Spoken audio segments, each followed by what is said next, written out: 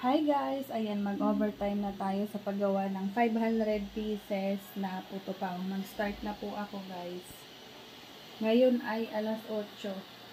So, dalawang steamer yan guys. Ito ay 2 kilo ng mixture. Ayan. So, update ko na lang kayo guys kung anong balita sa ating 500 pieces na puto. Ang puto pao.